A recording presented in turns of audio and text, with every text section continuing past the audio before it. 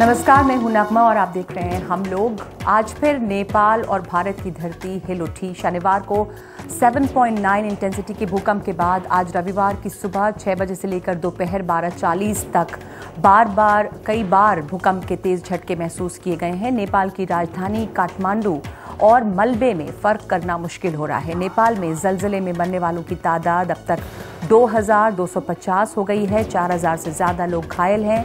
भारत में भी ये महसूस किया जा रहा है। बिहार में भूकंप में बड़ी तबाही हुई है। 50 लोगों की मौत बिहार में हुई है और 156 के करीब घायल बताए जा रहे हैं। उत्तर प्रदेश में भी 12 लोग मारे गए हैं और इन सब के बाद मुआवजा जो केंद्र सरकार ने देने का ऐलान किया था वो बढ़ाकर 6 लाख कर दिया गया है। जो भारतीय नेपाल में फंसे हुए हैं उन्हें बचाने के लिए भारत सरकार ने पूरी ताकत अपनी लगा दी है। वायुसेना इसमें जुटी हुई है। C-17 ग्लोब मास्टर के जरिए लोगों को यहाँ दिल्ली तक पहुंचाया गया है। नेशनल डिजास्टर रिलीफ मैनेजमेंट की टीम लगी हुई है। इसके अलावा नेपाल की मदद के लिए ऑपरेशन मैत्री चल रहा है। नेपाल के लिए एयर इंडिया ने फ्लाइट्स शुरू की है। प्रधानमंत्री के घर पे पूरे राहत काम की समीक्षा की गई है। राहत अभियान लंबा चलेगा क्योंकि जितना बड़ा ये जलजला था, चंद सेकंड में बड़ी बड़ी इमारतें ज़मींदोज़ हो गई हैं। लोगों ने खुले आसमान के नीचे दहशत में रात गुजारी है। जो ताज़ा भूकंप आज आया था उसका कोडारी में केंद्र था, लेकिन शनिवार को जो भूकंप आया था उसका केंद्र लामजुंग में था। इस भूकंप से जो तबाही हुई है वो हम देख रहे हैं लगातार और ताज़ा जो जानकारियां वो हम आपको देंगे। इस वक्त खबर ये मिल रही है कि वहाँ पे जो राहत काम चल रहा था उसमें फिर कुछ देर के लिए रुकावट आई है क्योंकि बारिश वहाँ पे तेज़ हो रही है और मौसम अच्छा नहीं है, इसलिए राहत के काम में रुकावट आ रही है। लेकिन भूकंप की वजह, भूकंप से किस तरह हम बच सकते हैं, जब भूकंप आए तो किस तरह की तैयारी रहनी चाहिए और जो हमारी इमारतें हैं और जो हमारे शहर हैं वो भूकंप को झेलने के लिए कितने तैयार हैं, इन सब बातों पर हम चर्चा करेंगे। और इस सब के बीच जो भारत और नेपाल की कूटनीति इससे मजबूत हो रही है उस पर भी हमारे साथ जो पैनल यहाँ पे है इसमें प्रोफेसर संतोष कुमार मौजूद हैं जो कि डायरेक्टर हैं सार्क डिजास्टर मैनेजमेंट सेंटर के, डॉक्टर A.K. शुक्ला हैं, हेड हैं अर्थक्वेक रिस्क इवैल्यूएशन सेंटर के, विपुल आहूजा स्ट्रक्चरल इंजीनियर और अर्थक्वेक एक्सपर्ट, एम्बेसडर राकेश सूद नेपाल में भारत के राजदूत रह चुके हैं और डॉक्टर हर्ष गुप्ता हैदराबाद से जुड़ रहे हैं जो कि हिमालयन अर्थक्वेक स्पेशलिस्ट हैं और पूर्व सचिव हैं मिनिस्ट्री ऑफ अर्थ साइंसेज के। Doctor A.K. शुक्ला, चूंकि आप अर्थक्वेक रिस्क इवैल्यूएशन सेंटर में महारत हासिल रखते हैं, मैं आपसे ये जानना चाहती हूँ कि ये जो झटके अभी बार बार आ रहे हैं नेपाल में और रह के खबर आती है कि फिर झटके आ सकते हैं, एक तो हम इस तरह की जो घबराहट और वहशत फैली है उसको समझना चाहते हैं, बल्कि मेरी कोशिश ये होगी कि इसको हम लोगों को ये डर निकाले में कि कोई प्रिडिक्ट नहीं कर सकता। क्या कोई प्रिडिक्ट कर सकता है ये जो झटके हैं ये हर बार नए झटके हैं या ये आफ्टर शॉक्स हैं? नहीं, देखिए, जब भी कोई बड़ा भूकंप आता है तो अब जैसा कि अगर हम भूकंप की थ्योरी की बात करें, बहुत सारा जो फॉल्ट है वो जो ब्रेक हो जाता है बहुत लंबा होता है, तो उसके डिफरेंट पार्ट में ब्रेक सेटलमेंट, इसको अगर हिंदी में सीधे सीधे होता रहता है। तो ये आफ्टर शॉक जो है बड़ी सामान्य घटना है, सामान्य चीज़ है और होते हैं। और जो अभी जहाँ तक जो मैथमेटिकल या जो एक एम्पेरिकल रूल है कि जो आफ्टर शॉक होगा वो जो बड़ा 7.9 का हुआ है उससे 1 या 1.2 मैग्नीट्यूड कम ही होगा।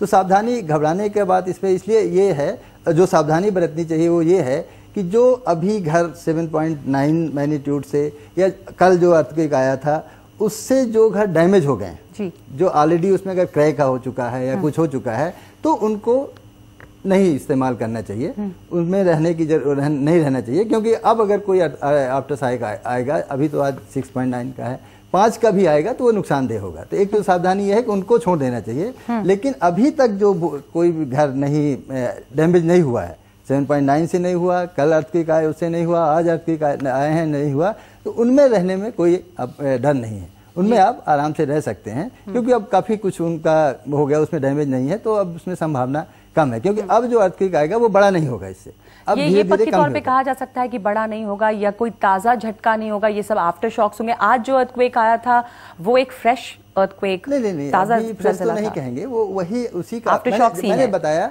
जैसे कि जो जमीन का जो और ये जो अफवाहें हैं या क्योंकि पक्का तो कोई नहीं कह सकता कि अभी फिर एक भूकंप आने वाला है, रात को फिर भूकंप आ जाएगा, ये तो प्रेडिक्शंस क्या मुमकिन है? हमको तैयार रहना है कि आफ्टर शॉक आएंगे, वो आज आ रहे हैं। शॉक्स कितने दिनों तक आते हैं? वो उसका कोई ऐसे मैथमेटिकल रूल है, फार्मूला है, लेकिन वो आज धीरे धीरे स्नेह कम होते जाएंगे, लेकिन वो 1 हफ्ते 2 हफ्ते महीनों तक चल सकते हैं। प्रोफेसर संतोष कुमार, मैग्नीट्यूड कम होता जाएगा। जी, आप डिजास्टर मैनेजमेंट सेंटर से जुड़े रहे हैं, सार्क डिजास्टर मैनेजमेंट सेंटर के डायरेक्टर हैं। एक तो हम ये आफ्टर शॉक्स की जो बात कर रहे हैं, या आफ्टर शॉक्स कुछ जैसे गुजरात में कहा जाता है, आप लोगों ने काम किया होगा उन इलाकों में कि महीनों आफ्टर शॉक्स आए थे और लोग घरों के अंदर नहीं सो पाए थे, खुले में रहते थे वहां पे भी। बल्कि नरेंद्र मोदी, प्रधानमंत्री मोदी आज बार बार अपनी मन की बात में इस बात को दोहरा रहे हैं कि मैं गुजरात में था उस जमाने में, मैं जानता हूं कि भूकंप का, जलजिले का दुख और जो वो खौफ है वो क्या होता है। जी, मैं भी गुजरात में उस वर्ष में काम कर रहा था, वहाँ पे 2 वर्षों तक लगातार वहाँ पे कार्य किया था। और साथ ही साथ जो आपने संदर्भ लिया है और एक आफ्टर शॉक्स के बारे में जो जिक्र कर रहे हैं, इसमें मैं 2 बातें कहना चाहूँगा अपनी तरफ से। वन कि जब थोड़ा सा उदाहरण को सामने लाते हैं, जापान में जब 2013 में सेंडाई में बहुत बड़ा अर्थक्वेक आया, लेकिन उसके पहले एक 7 रिक्टर स्केल के अर्थक्वेक्स आए थे। उसके बाद फिर छोटे छोटे भी आफ्टर शॉक्स आए थे। फिर अचानक ये 8+ रिक्टर स्केल का है जो फिर सुनामी में कन्वर्ट हुआ।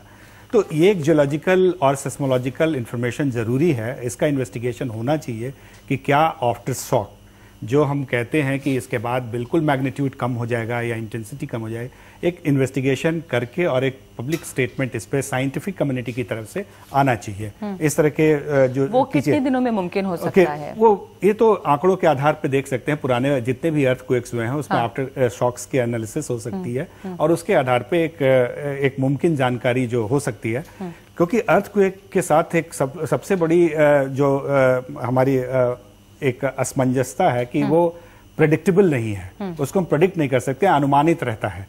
क्योंकि ये जो अर्थक्वेक हुआ है नेपाल में, ये नेपाल वाला अर्थक्वेक ये प्रेडिक्टेबल था। ये बहुत दिनों से इस पे चर्चा हो रही है, आपदा प्रबंधन में भी, हमारे सार्क डिजास्टर मैनेजमेंट सेंटर पे भी इस पर चर्चा हुई है, हमारे रोड मैप्स भी होने हैं कि किस तरह से हम ये इन आपदाओं को जो 50 साल और 100 साल और 150 साल ये वर्षों का अनुमानित होता है कि जो भी ग्रेटर हिमालयन अर्थक्वेक हैं पुराने, उसमें भी अगर आप देखें तो 8 रिक्टर स्केल्स के कई भूकंप आए हैं 1700 से लेके अभी 2000 वर्ष तक। नेपाल में 81 साल पहले इतना भयानक भूकंप आया था, 1934 का। बिल्कुल, इसीलिए कह रहा हूँ कि बड़े भूकंप अगर ये बारंबारता कर लें तो 50 years, 100 years, 150 years return period कहते हैं कि ऐसे बड़े भूकंप की फिर से संभावना बनती है। अभी ये संभावना थी ही इस भूकंप की, लगातार इस पर चर्चा थी। ये बिल्कुल संभावित थे और भारतवर्ष में भी कहा जा रहा है कि हिमालय में, पूरे हिमालयन जोन में जो जोन 5 है, वहां पे इस तरह से बड़े भूकंप की संभावना बन रही थी। कई वर्षों से इस पे चर्चा हो रही है, भारतवर्ष में भी इस पे काफी काम हुआ है। इसको इंफॉर्मेशन को मैं एक बात और समझना चाहती हूँ कि ये जानते हुए जब भूकंप संभावित थे इस इलाके में, तो जो यहाँ पर की तैयारी थी, क्या खास तैयारी उसके लिए की गई थी? क्या नुकसान? यही मुश्किल सवाल है, क्योंकि 50 वर्ष जब हम कहते हैं कि 50 वर्ष में या 100 साल में कभी होगा, तो पिछले 1-2 सालों में कुछ इस तरह की हलचल थी, हलचल तो क्योंकि ये पीरियड जो सेस्मोलॉजिस्ट कहते हैं, रॉजर विलम भी हैं, वो उन्होंने भी कहा कि ये जो पेंटअप हुई है एनर्जी, पूरी जो बनी है एनर्जी, वो ओवरड्यू हो चुका था। और ओवरड्यू के संदर्भ में ये कभी भी इसकी संभावना बन रही थी। तो इसमें केवल अनप्रेडिक्टेबिलिटी के कारण जब हम 50 साल का कहते हैं तो 50 साल में यानी कि आफ्टर 50 ईयर्स ही आएगा। 50 साल में कभी भी आ सकता है, अभी भी आ सकता है। उसके बाद भी विपुल आहूजा, आप स्ट्रक्चरल इंजीनियर हैं, और जो हम हिमालयन इलाके में हुआ है नेपाल में, भारत पे भी उस पर असर हुआ है और कभी भी कहीं भी हो सकता है। तो हम अगर, चूंकि हम दिल्ली में बैठे हैं, इसलिए ख्याल आता है कि दिल्ली में अगर हो जाए तो क्या होगा, क्योंकि गुड़गांव है, हम कहते हैं वो सेस्मिक जोन है वहां पे भी, जहां पे जो गुड़गांव का इलाका खतरनाक इलाका है, सोना फॉल्ट है। तो गुड़गांव में जिस तरह की इमारतें खड़ी हैं, क्या वो अर्थक्वेक को, जलजले को ध्यान में रखकर उन एहतियातों से बनी है, या जो हाई राइज बिल्डिंग्स हैं वहां सबसे ज्यादा खतरा होता है? कल जो 5 थी इंटेंसिटी, उसमें भी 20-22 मंजिले के जो लोग थे, जो रहते थे, उनके यहाँ बिल्डिंग्स हिल रही थी, सामान गिर रहा था, जो ग्राउंड फ्लोर पे थे वहां ये हालत नहीं थी। तो देखिए, बिल्डिंग्स की प्रिकॉशंस क्या होने चाहिए, अभी क्या सिचुएशन है? ऐसे है कि अच्छी कंस्ट्रक्शन प्रोजेक्ट खत्म करने के लिए 3 चीज़ों की ज़रूरत होती है। एक अच्छी प्लानिंग, एक अच्छी वर्कमैनशिप और एक अच्छी क्या कहते हैं, मटेरियल्स। ठीक है, अब ये तीनों चीज़ें अगर अच्छी हों तो प्रेज़ुमेबली, और मैनेजमेंट ठीक हो उसकी, तो कंस्ट्रक्शन ठीक होगी जी, या प्रोजेक्ट ठीक बनेगा। अगर हमें पता ही नहीं है कि जो स्ट्रक्चरल इंजीनियर काम कर रहा है कि वो असली स्ट्रक्चरल इंजीनियर है भी या नहीं है, हाँ, या वो अपना काम ठीक तरह से जानता भी है या नहीं है। हालात हैं आहूजा साहब, उसके हिसाब से आपको क्या लगता है खतरा किन इलाकों में? जो दूसरी ये कि हाई राइजेस जो है, क्या वो खतरा ज्यादा होता है? मैं ये जानना चाहती हूँ कि हम ज्यादातर लोग हाई राइजेस में रहते हैं, हम देखते हैं कि जो मिट्टी के घर और जो ऐसे घर बने हैं उनको ज्यादा नुकसान होता नहीं है, लोगों को भी नहीं होता है, आप भाग सकते हैं, निकल सकते हैं, बट जो 20-22 मंजिल पे लोग हैं उनके लिए बड़ा मुश्किल होता है। उनके लिए भागना मुश्किल है, लेकिन आपने गिरती हुई कौन सी ज्यादा देखी भी है? कर जाती हैं। नहीं, जो वो धरहरा टावर जब गिर गया तो मुझे लग रहा है कि नहीं, वो एक गलत सोच है एक्चुअली। हाँ। कि जरूरी नहीं है कि हाई राइज बिल्डिंग अनसेफ है, और उल्टा भी जरूरी नहीं है। अगर आपने जो चीज सेफली इंजीनियरिंग वाइज बना रखी हो वो सेफ है। तो इंजीनियरिंग वाइज क्या क्या जरूरी एहतियात हैं जो कि हमें लेना चाहिए बिल्डिंग बनाने में, जलजले को ध्यान में रखकर? देखिए, मैंने जिस तरह कहा कि ये 3 चीजें हैं, और उसमें आपकी प्लानिंग इनिशियली जो है, स्ट्रक्चरल डिज़ाइन उसमें आपका मेन पार्ट प्ले करता है, जिसमें वो बहुत ज़रूरी है। और उसके लिए आपको स्ट्रक्चरल इंजीनियर की रेगुलेशन जरूरी है। क्या ये भी जरूरी है कि किस इलाके में बना रहे हैं बिल्डिंग्स को ध्यान दें? अगर आप सोना वो सारा स्ट्रक्चरल इंजीनियर का काम है, वो डिटेल स्ट्रक्चरल इंजीनियर का काम है, बाकी लोगों के लिए वो डिटेल जरूरी नहीं है। शुक्ला साहब, दिल्ली में अगर हम बात करें तो कौन से इलाके हैं जो सीज्मिक जोन ज्यादा, जहाँ खतरा ज्यादा है इस तरह के बर्बादी का? इन जनरल तो हम ये कहते हैं दिल्ली सेस्मिक जोन 4 में है, लेकिन अगर हम बात करें मतलब जोन 4 में, हम पूरे भारत को हमने 5 भागों में सिस्मिली 4 भागों में सबसे ज्यादा खतरा है 2, 3, 4 और 5 सबसे ज्यादा खतरनाक होते हैं, जो कि हिमालय का क्षेत्र है, नॉर्थ ईस्ट का है, कच्छ का आता है, गुजरात की हम बात कर रहे थे, और जम्मू कश्मीर का कुछ पार्ट है। फिर जोन 4 उससे कम सीवियर होता है, अगर आप कहें तो उसमें दिल्ली है, गुड़गांव है, फरीदाबाद, जिसकी अभी हम बात कर रहे हैं। फिर जोन 3 और 2 होता है, 2 पेनिनसुला इंडिया, जो नीचे का भाग है। तो यहाँ जरूरी ये है, जो अभी आप बात कर रही थी कि दिल्ली में कौन सा भाग है, तो इन जनरल तो जो बड़ा मैप हम जिसकी अभी हम बात कर रहा हूँ कि 2, 3, 4, 5 में हमने बांटा हुआ है, तो उसके अनुसार जोन 4 में आता है। लेकिन जब अर्थ की एनर्जी आती है तो उसमें क्या है, वो डिपेंड करता है कि सॉइल कहाँ पे बना हुआ है, घर कैसा बना हुआ है ना, उस सॉइल की फ्रिक्वेंसी क्या है, और आपने जो स्ट्रक्चर खड़ा किया है उसकी फ्रिक्वेंसी क्या है, वो मैच तो नहीं हो रही है। There are different type of factor जो डिपेंड करते हैं सॉइल के ऊपर। अब मैं एक छोटा सा एग्जांपल लेता हूं, अगर आप भूकंप सॉइल का ये देखें तो राष्ट्रपति भवन जो है पत्थर पे बना हुआ है। अगर आप इंडिया गेट में चले जाएं तो आपकी सॉइल थिकनेस 2 सेंटीमीटर है। तो अगर आपको इंडिया गेट में घर बनाना है, अर्थक्वेक हुआ, मान लीजिए कहीं भी अर्थक्वेक हुआ, फरीदाबाद में हो गया या कहीं पे हुआ, तो इम्पैक्ट इंडिया गेट में दूसरा होगा, राष्ट्रपति भवन में दूसरा होगा। अच्छा। तो इतना वेरिएशन है, खासकर दिल्ली जैसे शहर में, यमुना के पास उसका वेरिएशन अलग होगा। तो हमको इस प्रकार के हर जगह पे कोड बनाने यमुना वाला जो इलाका है वो भी खतरनाक है बिल्डिंग्स बनाने के हिसाब से, जो यमुना का पूरा हाँ प्लेन है, जो यमुना का flood plain, old flood plain, क्योंकि ज्यादातर दिल्ली और नोएडा तो उसी पर बसा हुआ था ना। हाँ। तो वहां पर जो अगर आप खोदेंगे तो आपको नीचे सैंड मिलेगी और पानी मिलेगा, जो कि बहुत नोटोरियस है लिक्विफैक्शन के लिए। लिक्विफैक्शन बोलते हैं कि अगर सॉइल की स्ट्रेंथ 0 हो जाती है, जिस टाइम पे वो अर्थक्वेक आता है उस टाइम पे एकदम वो दलदल बन जाता है। तो लेकिन अगर आपने स्ट्रक्चर अच्छी तरह से डिजाइन कर रखा है, जो कि हम करते हैं ऐसे जोन्स के अंदर, तो ये नहीं कहा जा सकता कि ये अनसेफ है। चाहे मैं उसको 50 स्टोरी बिल्डिंग बना लूं, चाहे मैं उसको 2 स्टोरी बिल्डिंग बना लूं, अगर मैंने प्रॉपर डिजाइन कर रखा है तो दोनों सेफ है, और प्रॉपर डिजाइन नहीं कर रखा था दोनों अनसेफ है। एग्जाम्पल के तौर पे मैं एक बात कहना चाहूंगा, खास करके वो संदर्भित करना ज्यादा अच्छा रहता है। जापान में जब ये 8 पॉइंट प्लस रिक्टर स्केल का अर्थ का सेंडाई में आया था 2013, उसमें बड़ी बिल्डिंग्स स्विंग कर रही थी, इतने बड़े अर्थक्वेक के बावजूद लोग अर्थक्वेक से नहीं मरे, सुनामी से मरे। तो इसका मतलब हमारे पास ज्ञान है, टेक्नोलॉजी है, मटेरियल है, सारी चीजें अर्थक्वेक रेजिस्टेंट चीजें हैं। मुकम्मल ये बात होती है, सर्टिफिकेट भी दिया जाता है? जी बिल्कुल दिया जाता है, लेकिन प्रयास ये होना चाहिए कि क्या बिल्डिंग बायलॉज को हमने एग्जीक्यूट किया है उस संदर्भ में जहां पे अर्थक्वेक के जोन के हिसाब से। ये एक बात और पूछना चाहती हूँ, मैं शामिल करना चाहती हूँ डॉक्टर हर्ष गुप्ता को, हिमालयन अर्थक्वेक स्पेशलिस्ट हैं, पूर्व सचिव रहे मिनिस्ट्री ऑफ अर्थ साइंस में, कि जो हिमालयन इलाका है पूरा, उसमें अक्सर भूकंप आते हैं, छोटे छोटे झटके जो हैं वो आते रहते हैं, लेकिन जो बड़ा भूकंप है, जो जैसे इस बार हुआ है, जब वो टेक्टोनिक प्लेट्स में हलचल होती है, तब जो टकराते हैं टेक्टोनिक प्लेट्स, तब कहा जाता है कि भूकंप आते हैं। तो हम तमाम लोग जो देख रहे हैं और हम अपने लिए भी समझना चाहते हैं कि हम ये जानते हैं कि इंडियन प्लेट है, एक और प्लेट से वो टकराया होगा, इस दफा हुआ क्या है, जो टेक्टोनिक मूवमेंट्स थी वो किस तरह की थी जिससे ये इतना बड़ा झटका आया है, और बड़े भूकंप की क्या वजह होती है कि उसका केंद्र जो है वो सतह से कितना करीब है? नगमा, आपने बड़े अच्छे सवाल पूछे हैं, बड़े अहम सवाल पूछे हैं जी। मैं आपके इस प्रश्न पे आने से पहले 2-3 और चीजें क्लैरिफाई करना चाह रहा हूँ। हाँ। एक आपने प्रश्न पूछा था कि आफ्टर शॉक्स हैं कब तक चलते रहते हैं, क्या होता है इनका। तो ये अर्थक्वेक के मैग्नीट्यूड पे डिपेंड करता है। जो ज्यादा मैग्नीट्यूड अर्थक्वेक होता है उसके आफ्टर शॉक बहुत लंबे टाइम तक चल सकते हैं। जो कि 1950 में असम में भूकंप आया था उसका मैग्नीट्यूड 8.7 था और उसके आफ्टर शॉक्स करीब 4 साल तक चले थे।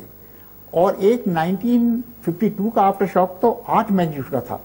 सो हमको इस बात से नहीं घबराना चाहिए कि इस भूकंप के बाद जो कि 7.9 का था, जो आफ्टर शॉक्स आए हैं वो चलेंगे 2-3 महीने 4-5 महीने तक चलेंगे। और इसके बारे में भी एक सिद्धांत है कब तक चलेंगे, लेकिन उसमें अभी कुछ समय लगेगा सारा खोजबीन करने में। आपका दूसरा प्रश्न जो था जो बहुत ही अहम था कि ये जो स्ट्रक्चरल इंजीनियरिंग है इसमें इसके बारे में आपको बताया गया है। तो ये soil liquefaction becomes a very important part जिसके बारे में इंजीनियर्स लोग ख्याल करते हैं। और हमारे पास ऐसी तकनीकें हैं जिससे पता करा जाए कि किसी जगह कितनी सॉइल लिक्विफाई होगी। और अगर हमारी बिल्डिंग का जो बेस है उसके नीचे चला जाता है तो कोई प्रॉब्लम नहीं होती। अभी आपने प्रश्न किया था कि जो सिंधाई में भूकंप आया था 2011 में 11 मार्च 2011 को, वो 9 मैग्नीट्यूड का था। तो जब आप 8 से 9 मैग्नीट्यूड जाते हैं तो एनर्जी रिलीज 30 टाइम्स ज्यादा हो जाता है। सो वो बहुत ही बड़ा भूकंप था और उसमें जापान में सिर्फ 20,000 लोग मरे और वो भी मरे सिर्फ सुनामी की वजह से। तो उसका एक कारण यह है कि जापान की जो तैयारी है वो बहुत ही उत्तम है। अब आप इससे कंपेयर करो कि 2010 में हेती में अर्थक्वेक आया था जिसका मैग्नीट्यूड केवल 7 था, उसमें 3 लाख लोग मरे। सो भारत की जो स्थिति है वहां पर भी हमारी तैयारी जितनी होनी चाहिए उससे बहुत कम है। हिमालयन रीजन के अंदर जो भूकंप आते हैं उसका मुख्य कारण यही है कि जो इंडियन प्लेट है वो नॉर्थ ईस्ट डायरेक्शन में मूव कर रही है। करीब करीब 4 से 5 सेंटीमीटर हर साल मूव कर जाती है। उससे जो स्ट्रेन्स एक्यूमुलेट होते हैं वो जब स्ट्रेंथ से एक्सीड कर जाते हैं तो भूकंप आता है। और जितना समय तक भूकंप नहीं आएगा तो ज्यादा स्ट्रेन इकट्ठे होते रहते हैं। और इस प्रकार से यह अनुमान लगाया जा रहा है कि पूरे हिमालयन बेल्ट में कम से कम 5-6 भूकंप 8 या इससे बड़े आ सकते हैं। जो अभी भूकंप आया है उनमें से एक है। और अभी भी मैं मानता हूं कि जो जितने बड़े भूकंप यहाँ पे पहले आ चुके हैं 8.4 या 8.3 मैग्नीट्यूड के, उसके मुकाबले ये भूकंप छोटा ही है। क्योंकि उसका एनर्जी इससे कम से कम 10 या 15 गुना ज्यादा होगी। अगर आप 1934 भूकंप की बात करते हैं उसमें एक स्लम बेल्ट बन गई थी जिसकी लेंथ करीब 300 किलोमीटर थी और विड्थ उसकी 100 किलोमीटर थी। उसमें कोई भी बिल्डिंग बाकी बची नहीं थी सॉइल लिक्विफिकेशन की वजह से। मैंने जो फोटोग्राफ्स देखे हैं काठमांडू के उसमें बहुत क्लियर दिखाया गया है कि कई बिल्डिंग्स हैं वो बिल्कुल झुक गई हैं एक साइड में। तो इसका मतलब ये कि सॉइल लिक्विफेक्शन वहां पे टोटली हुआ है। अब अपने सीन पे आते हुए हमारे लिए जरूरी ये है कि हम भूकंप के लिए तैयारी करें, क्योंकि जैसे कि आपने खुद ही कहा उसको हम प्रिडिक्ट तो कर नहीं सकते। कई तरकीबें हैं जिससे कि हम कह सकते हैं मीडियम टर्म फोरकास्ट पॉसिबल है। मीडियम टर्म फोरकास्ट में हम क्या करते हैं कि कुछ फोर्स शॉक्स का वितरण वगैरह देखकर हम कह सकते हैं कि इस एरिया में अगले 4-5 वर्ष में 8 या उससे आसपास का मैग्नीट्यूड का भूकंप आ सकता है। इससे ज्यादा अभी हम नहीं बता सकते। लेकिन जो इवैक्यूएशन की बात है वो शॉर्ट टर्म फोरकास्ट अभी हमारे पास अवेलेबल नहीं है। तो उसके लिए जरूरी यह है कि हम जो है तैयारी करें। ठीक है, आपने एक बहुत इंपॉर्टेंट बात ये कही जो कि हम एक बार दोहराना चाहेंगे कि भूकंप जो है जितने लंबे समय तक अगर नहीं आया है तो जो मूवमेंट्स है प्लेट की और जो एनर्जी एक्यूमुलेट होती है उतने और ज्यादा बड़े भूकंप आने की संभावना है, जैसा मैं समझ पाई हूँ। इसलिए ये खतरा था, ये संभावित था और ये हुआ है।